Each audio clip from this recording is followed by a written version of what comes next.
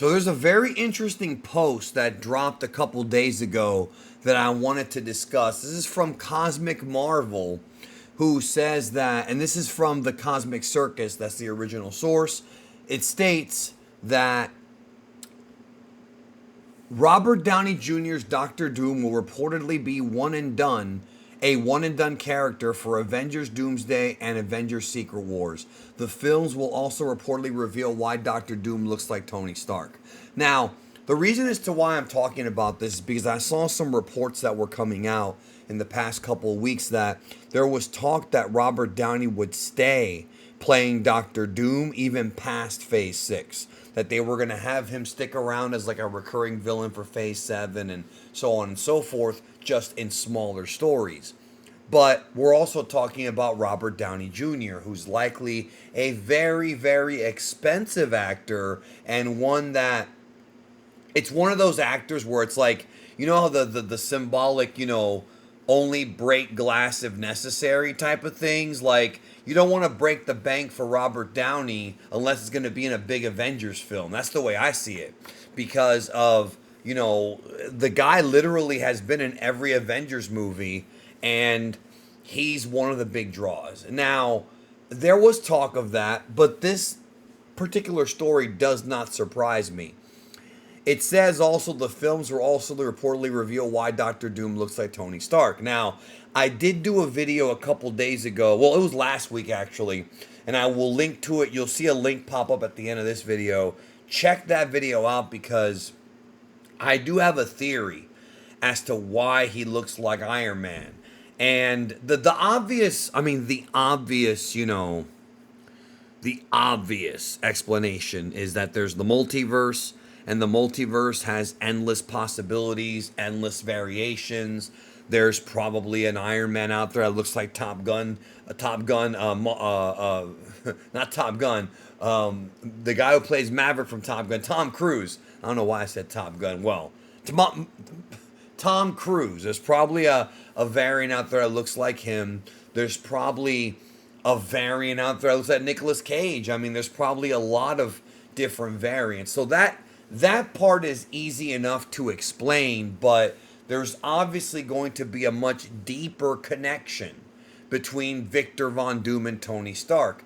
Obviously, the Russo brothers have been saying that no, this is the real Doctor Doom. It's not just like a variant to set up another, Doctor Doom later on. Although, if this report is true, I find it a little bit puzzling that this is the end of Doctor Doom. Doctor Doom will obviously be the centerpiece of these two films, but as far as it being the last time we ever see the Doctor Doom character, that seems a little hard to swallow considering there's still more Marvel movies to come even after Phase 6. They're going to do like a soft reboot where they're going to bring everybody into one universe, and at least that's the rumor. And that would probably tell me there's going to be another Doctor Doom variant out there who will likely take up the mask for the future. My guess, and I went into even more detail about this in my video from a couple days ago, my guess is that this is the original Doctor Doom, right? Probably the oldest, and I say oldest in quotations because, like we've learned with the multiverse, time is oftentimes irrelevant. Kang talked about this a lot, so clearly they're keeping that sort of idea in there that, when it comes to time, when you look at, and that's a message for the audience, when you look at stories with multiverses and time travel, you have to look at it from a different perspective than just linear time.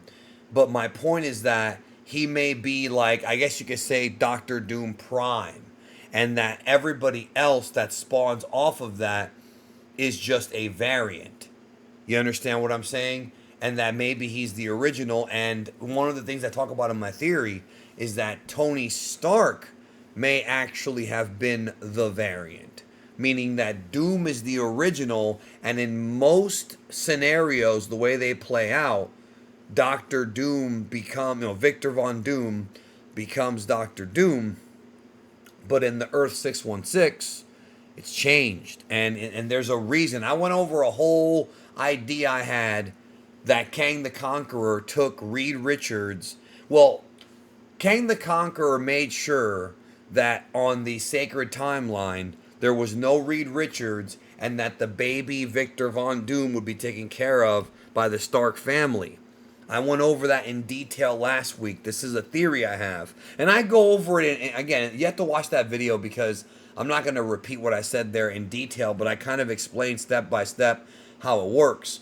And basically the idea is that the Tony Stark that we got in 616, that was the main character of the first three phases and the one that saved the universe from Thanos, the top hero of the Infinity Saga, that he became that because of the fact that he was raised in a universe without Reed Richards being his rival, without influence from the outside, and with Howard Stark as his father. Sort of like a nurture versus nature thing.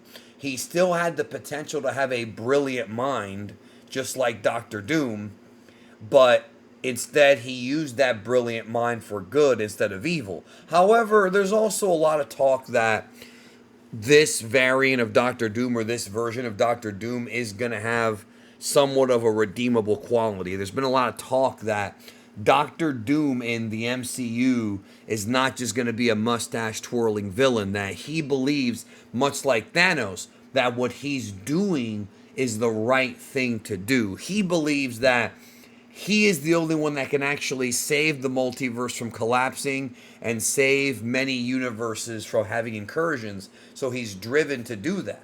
And there's a lot of different fan theories out there that Doctor Strange may actually assist him with that. And that when Doctor Strange was looking into the future and he saw Tony Stark's face, he might have been seeing Doom instead of what happened in the events of Endgame. You understand what I'm saying when he's talked about it in Infinity War? So it's very interesting that that could have been the case, that maybe Strange thinks that Doom is the only one that can do it. And there was a storyline in the comics where Doom was given the power of the Beyonder, but even Doom eventually realized that only Reed Richards could properly fix it. So the Molecule Man took the power from Doom and gave it to Reed Richards, and he fixed the problem. That could end up being, or something similar to that, could end up being what happens in the MCU. So this doesn't surprise me. However, I do still feel like they're going to have to come up with another Doctor Doom for down the road. I would really be bummed out if the only Doctor Doom we get is just in 2 movies and that's it. I feel like it would make more sense to have another Doctor Doom appear down the road. Again, younger actor, different variant, same character. Because there's so many great, Doctor Doom moments, both teaming up with the good guys and going against them, that would play out so nicely in the MCU. So, but yeah, according to this report, apparently it's the only 2 movies he's doing is Doomsday and Secret Wars. And obviously the rumor is that he's going to be in the post-credit scene of the Fantastic Four to set up Avengers Doomsday, which is going to be shooting in March, this coming March. So very interesting to see what's going to happen going forward. So what do you think? I mean, are you surprised by this? Did you want Robert Downey to stick around? I mean, he's one of those actors that, like I said, you gotta, this move right here was already one that fans saw as being a desperate move because to get away from Kang and to try to satisfy the fan base. And he is a phenomenal actor, but he comes with a high price tag. So maybe having him in smaller films wouldn't be fiscally smart. Or maybe it just takes away from the speciality that is, Robert Downey Jr. as an actor, because he is a great actor. Let me know what you think.